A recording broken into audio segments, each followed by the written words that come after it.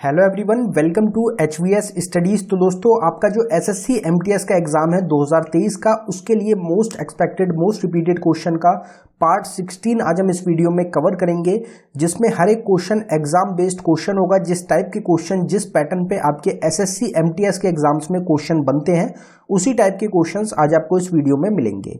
अगर आपको वीडियो पसंद आए, वीडियो को लाइक करें, शेयर करें और चैनल को जरूर सब्सक्राइब कर लें। तो चलिए वीडियो को स्टार्ट करते हैं हमारे पहले क्वेश्चन से। तो आज का हमारा पहला क्वेश्चन है, who among the following was Akbar's revenue minister. निम्नलिखित में से कौन अकबर का राजस्व मंत्री था। रेवेन्यू मिनिस्टर हो गया या फिर फाइनेंस मिनिस्टर हो गया, सेम बात रहेगी यहाँ पे आपकी। तो अकबर के रेवेन्यू मिनिस्टर कौन थे? तो इसमें हमारा करेक्ट आंसर हो जाएगा टोडरमल। टोडरमल क्या थे? रेवेन्यू मिनिस्टर थे अकबर के। अकबर के कोर्ट में आप सबको पता है कि नवरत्न थे, 9 लोग रहेंगे जो कि 9 जेम्स के नाम से भी जिनको जाना जाता है अकबर के। तो अगर हम बात करें उन 9 लोगों की, वो कौन रहेंगे और कौन से पद को संभालते हैं, तो इसमें अगर बात करी जाए कि 9 जेम्स ऑफ अकबर या फिर नवरत्न की अगर हम बात करें, तो अबुल फजल क्या रहेंगे? अकबर के चीफ एडवाइजर रहेंगे और इनके द्वारा ही बुक लिखी गई है अकबरनामा, जो कि बायोग्राफी रहेगी अकबर की। फैजी रहेंगे, फैजी एजुकेशन मिनिस्टर थे अकबर के और अकबर के पोएट लोरेट भी आपके हो जाएंगे। तानसेन रहेंगे आपके नवरत्न में से, जो कि कल्चर मिनिस्टर थे और सिंगर थे अकबर के कोर्ट में। बीरबल हो जाएंगे जो कि फॉरेन मिनिस्टर थे अकबर के। टोडरमल क्या रहेंगे? फाइनेंस मिनिस्टर हैं अकबर के। राजा मान सिंह चीफ ऑफ स्टाफ थे अकबर के आर्मी के। अब्दुल रहीम ए खाना, जिनको खाने खाना के नाम से भी जाना जाता है, ये डिफेंस मिनिस्टर थे अकबर के। फकीर अजियाउद्दीन रिलीजियस मिनिस्टर हैं अकबर के। और आपका मुल्ला दो प्याजा होम मिनिस्टर थे अकबर के। तो ये टोटल हमारे नवरत्न रहेंगे, 9 लोग रहेंगे जो कि 9 जेम्स के नाम से जिनको जाना जाता है अकबर के कोर्ट में, और ये मोस्ट इंपॉर्टेंट रहते हैं।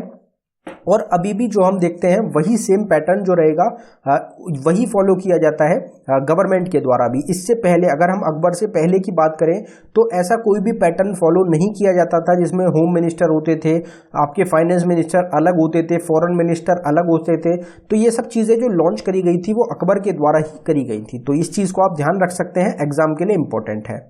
अगला क्वेश्चन देखते हैं हमारा। अगला क्वेश्चन है हमारा, the feature of fundamental rights in the Indian constitution is borrowed from the constitution of. तो भारतीय संविधान में जो मौलिक अधिकार है, उनका जो विशेषताएं हैं, उनको डैश के संविधान से उधार लिया गया है। मतलब कौन से कंट्री से हमने बोरो किया है फंडामेंटल राइट्स को। इस क्वेश्चन को हम काफी बार ऑलरेडी कवर कर चुके हैं, जिसमें हमारा correct answer United states of America हो जाएगा। यूएसए जो कंट्री रहेगी, यूनाइटेड स्टेट्स ऑफ अमेरिका, वहां से हमने फंडामेंटल राइट्स को बोरो किया है हमारे इंडियन कॉन्स्टिट्यूशन में। अगर फंडामेंटल ड्यूटीज आपसे पूछी जाती हैं कि फंडामेंटल ड्यूटीज को हमने कहां से बोरो किया है, तो उसमें हमारा करेक्ट आंसर यूएसएसआर या फिर रशिया हो जाता है। अब यहाँ पे फंडामेंटल राइट्स की बात करी गई है, तो फंडामेंटल राइट्स हमारे टोटल प्रेजेंट टाइम में 6 फंडामेंटल राइट्स हैं हमारे, जिसमें हमारे आर्टिकल 12 से लेके आर्टिकल 35 तक आते हैं। हमारे जो 6 राइट्स हो जाएंगे वो हो जाएंगे, राइट टू इक्वालिटी जो है आर्टिकल 14 से आर्टिकल 18 तक। राइट टू फ्रीडम है आर्टिकल 19 से 22 तक। राइट अगेंस्ट एक्सप्लॉयटेशन आर्टिकल 23 और 24 में आता है। Right to freedom of religion article 25 से 28 तक आते हैं। कल्चरल एंड एजुकेशनल राइट्स आते हैं आर्टिकल 29 और 30 में। Right to constitutional remedies article 32 में आता है। और आर्टिकल 32 को क्या बोला गया है? Heart and soul of the Indian constitution बोला गया है। किसके द्वारा? डॉक्टर BR अम्बेडकर के द्वारा। तो ये भी आपको ध्यान रखना है। टोटल हमारे 6 फंडामेंटल राइट्स हो जाएंगे। पहले हमारे स्टार्टिंग में 7 फंडामेंटल राइट्स थे। राइट टू प्रॉपर्टी भी एक हमारा फंडामेंटल राइट था, लेकिन इसको डिलीट कर दिया गया फंडामेंटल राइट से 44th अमेंडमेंट एक्ट ऑफ 1978 के थ्रू। तो ये चीजें हैं जो कि आपको याद रखनी है आपके एग्जाम्स के लिए। Who is the author of the book India at risk. तो इंडिया एट रिस्क नामक पुस्तक के लेखक कौन है? किसके द्वारा इस बुक को लिखा गया है? तो इसमें हमारा करेक्ट आंसर जसवंत सिंह हो जाएगा। जसवंत सिंह के द्वारा बुक लिखी गई है, जिसका टाइटल है इंडिया एट रिस्क। अब ये जो टॉपिक रहता है हमारा बुक्स एंड ऑथर्स का, ये एक मोस्ट इंपॉर्टेंट टॉपिक है। बुक्स एंड ऑथर्स हो गई, ऑटोबायोग्राफीज हो गई, इससे बहुत ही ज्यादा क्वेश्चंस आपके एग्जाम्स में देखने को मिलते हैं। यहाँ पे अगर कुछ और इंपॉर्टेंट बुक्स और ऑथर्स की बात करें तो विष्णुगुप्त के द्वारा बुक लिखी गई, जिसका नाम रहेगा अर्थशास्त्र। आनंद मठ जो बुक है ये बंकिम चंद्र चटर्जी के द्वारा या चट्टोपाध्याय के द्वारा लिखी गई है।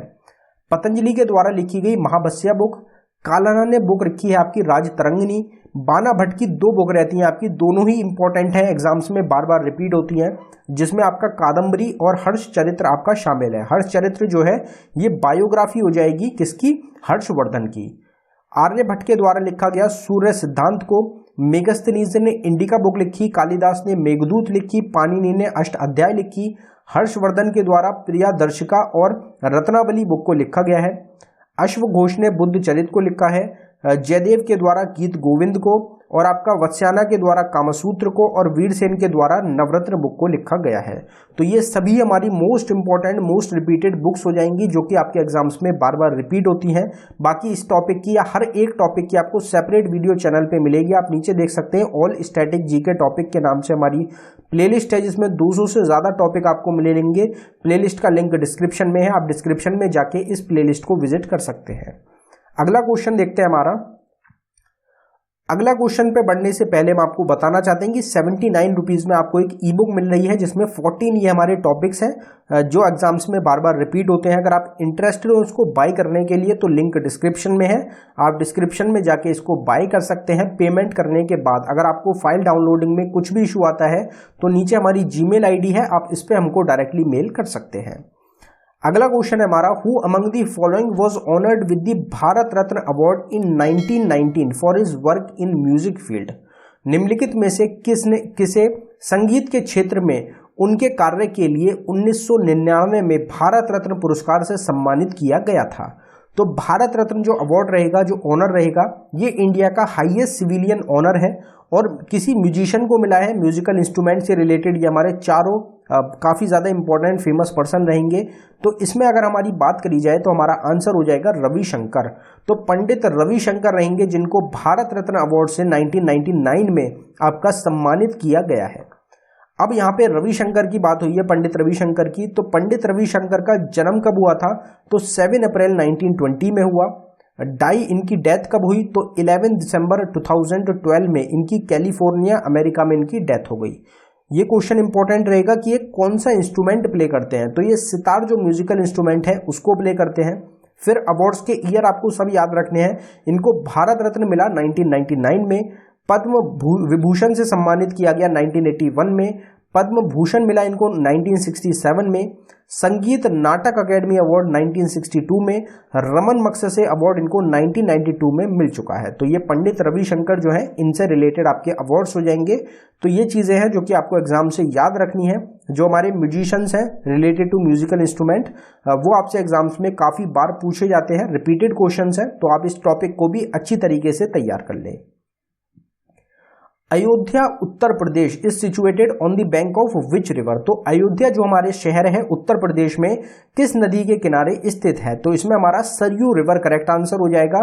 जो सरयू नदी है उसके किनारे हमारा अयोध्या शहर रहेगा उत्तर प्रदेश में, जो कि जन्मभूमि है राम भगवान की। अगर यहाँ पे हम सिटीज की बात करें बाकी, तो श्रीनगर जो कि जम्मू कश्मीर में है, ये झेलम रिवर के अराउंड सिचुएटेड है। बद्रीनाथ आपकी जगह रहेगी उत्तराखंड में, अलकनंदा रिवर के अराउंड सिचुएटेड है। अहमदाबाद जगह है गुजरात में, साबरमती रिवर के अराउंड सिचुएटेड है। न्यू दिल्ली जो कि कैपिटल है इंडिया की, यमुना रिवर के अराउंड है। सूरत जो कि एक सिटी है गुजरात में, तापी रिवर के अराउंड सिचुएटेड है। मथुरा सिचुएटेड है आपका उत्तर प्रदेश में, यमुना रिवर के अराउंड।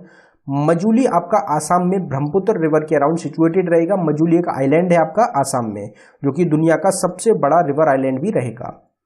कानपुर जगह है उत्तर प्रदेश में, गंगा रिवर के अराउंड सिचुएटेड है। आगरा उत्तर प्रदेश में, यमुना रिवर के अराउंड है। गुवाहाटी आपका आसाम में, ब्रह्मपुत्र रिवर के अराउंड सिचुएटेड है। लखनऊ जो कि कैपिटल है उत्तर प्रदेश की, ये आपकी गोमती रिवर के अराउंड सिचुएटेड हो जाएगी। उज्जैन एक जो महाकाल है महादेव है उनसे संबंधित काफ़ी इंपॉर्टेंट जगह रहती है मध्य प्रदेश में, शिप्रा रिवर के अराउंड सिचुएटेड है। पटना जगह है बिहार में, गंगा रिवर के अराउंड ये आपकी सिचुएटेड हो जाएगी। बाकी जो टॉपिक है हमारा सिटीज अराउंड रिवर, ये इस टॉपिक की सेपरेट वीडियो भी चैनल पे आपको मिल जाएगी। Which of the following ports is known as Diamond Harbour. तो निम्नलिखित में से किस बंदरगाह को डायमंड हार्बर के नाम से भी जाना जाता है? तो इसमें हमारा करेक्ट आंसर हो जाएगा कोलकाता पोर्ट। तो कोलकाता क्या है? कैपिटल है हमारी वेस्ट बंगाल की, तो वेस्ट बंगाल का पोर्ट रहेगा आपका कोलकाता पोर्ट, जिसको डायमंड हार्बर के नाम से भी जाना जाता है। अब यहाँ पे अगर हम बात करें कि जो पोर्ट्स है हमारे, उनकी अगर बात करें तो नाहव सेवा पोर्ट, जिसको कि जवाहरलाल नेहरू पोर्ट के नाम से भी जाना जाता है, ये आपका महाराष्ट्र का पोर्ट रहेगा। मर्मुगांव पोर्ट है आपका गोवा में, मैंगलोर पोर्ट कर्नाटका में, मद्रास पोर्ट है तमिलनाडु में, पैराडिप पोर्ट आपका उड़ीसा में रहेगा, हल्दिया पोर्ट आपका वेस्ट बंगाल में, मुंबई पोर्ट जो कि लार्जेस्ट सबसे बड़ा पोर्ट है इंडिया का, ये भी आपका महाराष्ट्र में रहेगा, तुलिकोरिन पोर्ट आपका तमिलनाडु में है, मुंद्रा पोर्ट है गुजरात में, इन्नौर पोर्ट आपका तमिलनाडु में रहेगा, चेन्नई पोर्ट आपका सेकंड लार्जेस्ट सी पोर्ट रहेगा इंडिया का, जो कि तमिलनाडु स्टेट में ही आपका लोकेटेड है। तमिलनाडु की ही कैपिटल है आपकी चेन्नई। तो ये कुछ हमारे इंपॉर्टेंट पोर्ट्स हैं जो कि आपके एग्जाम्स में बार बार रिपीट होते हैं, तो इनको भी आप जरूर ध्यान रखें। अगला क्वेश्चन है हमारा, tuberculosis is a disease caused by the. तो क्षय रोग एक रोग है जो कि किससे होता है? तो ये एक रोग है, एक डिसीज है जो कि हमारी बैक्टीरिया से होती है। ट्यूबरक्लोसिस जो डिसीज है ये बैक्टीरिया से होने वाली एक बीमारी हो जाएगी। अगर हम बाकी डिसीजेस की बात करें कि बैक्टीरिया से और कौन कौन सी डिसीज होती हैं, तो टेटनस हो गया, टाइफॉइड हो गया, ट्यूबरक्लोसिस हो गया, डायफ्थेरिया हो गया, न्यूमोनिया हो गया, लेप्रोसी हो गया और सिफिलिस हो गया। ये सब हमारी बैक्टीरियल डिसीजेज हैं जो कि हमारे बैक्टीरिया से होती हैं। वायरस से होने वाली जो हमारी वायरल डिसीजेज हैं वो कौन कौन सी हैं?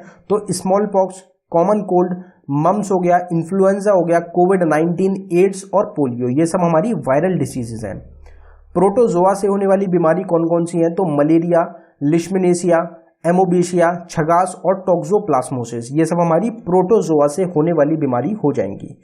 फिर हमारी जो फंगल डिसीज होती है, जो फंगस से होने वाली डिसीजेज है, वो कौन कौन सी रहेंगी? तो कैंडिडियासिस, आपकी क्रिप्टोकोकल मेनिंडियासिस, रिंगवॉर्म्स, हिस्टोप्लाज्मोसिस और म्यूकोरमिकोसिस, एस्परगिलोसिस, ये सब हमारी फंगल डिसीज हैं जो कि हमारी फंगस से होने वाली बीमारी रहेंगी। अगला क्वेश्चन है हमारा, Singhraj Adhana is an Indian para athlete who won the silver medal in Tokyo Olympic 2020 जो कि आपका 21 में हुआ है, इन विच स्पोर्ट? तो सिंगराज अधाना एक भारतीय पैरा एथलीट है जिन्होंने टोक्यो ओलंपिक 2020 में रजत पदक भारत को दिलाया, जो कि कौन से स्पोर्ट से संबंधित है? तो इसमें हमारा करेक्ट आंसर शूटिंग हो जाएगा। जो शूटिंग स्पोर्ट होता है, गेम होता है, उससे संबंधित है सिंगराज अधाना। अब जो हमारे फेमस हमारे स्पोर्ट्स पर्सन हैं वो कौन से स्पोर्ट्स से संबंधित हैं, ये मोस्ट इंपॉर्टेंट रहता है। और आपसे पैरा एथलीट जो हैं वो काफ़ी पूछे जा रहे हैं एग्जाम्स में। तो यहाँ पे हम पैरा ओलंपिक प्लेयर्स की बात करेंगे। अवनी लेखारा शूटिंग से रिलेटेड है, इन सब ने भारत को मेडल दिलाया है पैरा एथलीट में टोक्यो में 2020 में।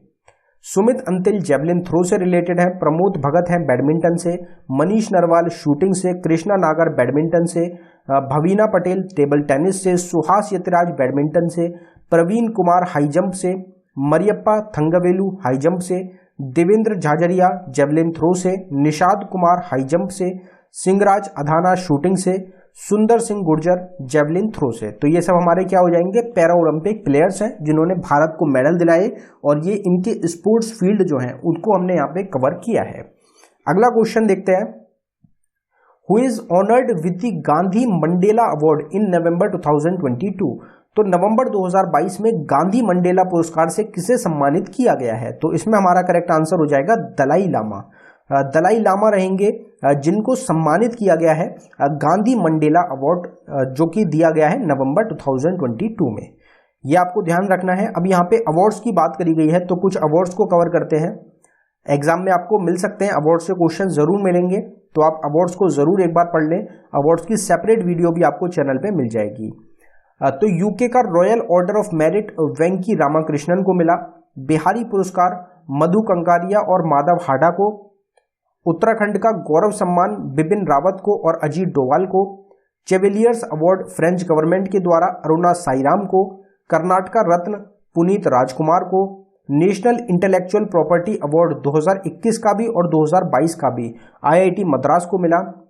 European Union 2022 Sakharov freedom prize Ukraine के लोगों को मिला। 2022 बैलन डियोर अवार्ड एलेक्सिया पुटिलेस्को और करीम बेंजेम को मिला है। SJFI मेडल प्रकाश पादुकोण को मिला। FIH मेंस और women's goalkeeper of the year award मिला है मेल में PR श्रीजेश को और फीमेल में सविता पुनिया को। सिंगापुर का meritorious service medal Sunil Lamba को मिला, फॉर्मर नेवी के हमारे चीफ रहेंगे। 31st व्यास सम्मान असगर वजाहत को मिला। मिस डीवा यूनिवर्स 2022 का दिविता राय को मिला, जो कि कर्नाटका से बिलोंग करती हैं। तो ये हमारे कुछ इंपॉर्टेंट अवार्ड्स एंड ऑनर्स हैं 2022 के, जो कि आपको याद रखने हैं, एग्जाम में आपको मिल सकते हैं। ये हमारा आखिरी क्वेश्चन था। यहाँ पे हमारा एक क्विज का क्वेश्चन है, टेस्ट का क्वेश्चन है, जिसका आंसर आप सभी को कमेंट बॉक्स में टाइप करना है। तो हमारा क्विज का क्वेश्चन है आज का, who among the following was Akbar's revenue minister? निम्नलिखित में से कौन अकबर का राजस्व मंत्री था? तो गिवन ऑप्शंस में से आपका जो भी करेक्ट आंसर है आप उसको एक बार कमेंट बॉक्स में टाइप कर दें। बाकी आप चारों को बता दें कि तानसेन जो थे वो अकबर की कोर्ट में क्या थे, टोडरमल क्या थे, राजा मान सिंह क्या थे और बीरबल क्या थे। आपको चारों को कमेंट बॉक्स में टाइप करके बताना है कि चारों क्या थे। अगर आपको नहीं ध्यान हो तो आप हमारा इसी वीडियो का, सेम वीडियो का फर्स्ट क्वेश्चन को देख सकते हैं, उसको आप रिवाइज करने के बाद फिर आप जरूर कमेंट बॉक्स में टाइप कर दें।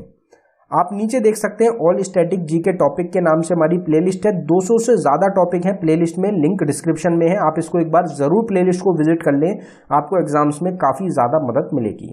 धन्यवाद।